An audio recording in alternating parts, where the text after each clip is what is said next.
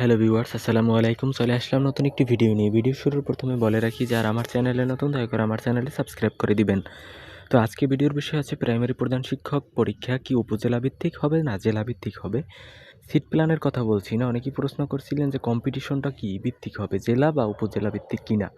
তো দেখেন, একটা কথা বলে রাখি, যেহেতু প্রাইমারি প্রধান শিক্ষক পরীক্ষার নিয়োগ দিতেছে সরাসরি পিএসসি কর্তৃক, তো এটা কিন্তু একেবারে সরাসরি বিসিএসের মতো হবে। বিসিএসের মতো হবে বলতে, বিসিএসে কি কখনো জেলাভিত্তিক বা উপজেলা ভিত্তিক হয় না, একেবারে একটা মেধা তালিকা প্রকাশ করা হবে, তারপর মেধা তালিকার পরে যেই উপজেলা ভিত্তিক আপনার নিয়োগ হতে পারে, উপজেলা অথবা জেলা ভিত্তিক নিয়োগ হতে পারে।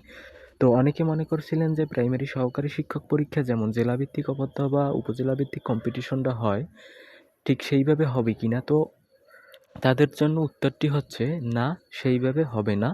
একেবারে যেহেতু পিএসসি কর্তৃক নির্ধারিত আপনার যেহেতু পিএসসি নিয়োগটি দিয়ে থাকবে এবং একটা মেধা তালিকা প্রকাশ করা হবে সারা বাংলাদেশে একসাথে, এবং ওই মেধা তালিকা অনুযায়ী আপনার কিন্তু চাকুরি হবে উপজেলা বা জেলা ভিত্তিক।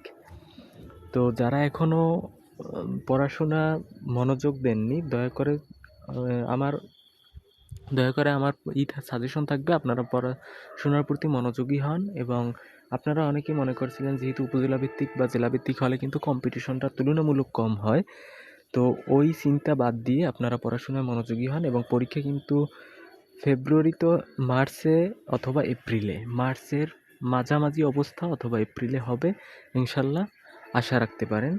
তো এই ছিল আজকের ভিডিও। যাদের প্রশ্নটি ছিল আশা করি উত্তরটি পেয়ে গেছেন। এটা কনফার্ম, আপনার কোনো সন্দেহের অবকাশ নাই ইনশাল্লাহ। আপনি পরবর্তীতে মিলিয়ে দেখেন যে এটা কিন্তু কম্পিটিশন হবে আপনার একেবারে টোটাল অল বাংলাদেশ পর্যায়ে। বুঝছেন? ধন্যবাদ সকলকে।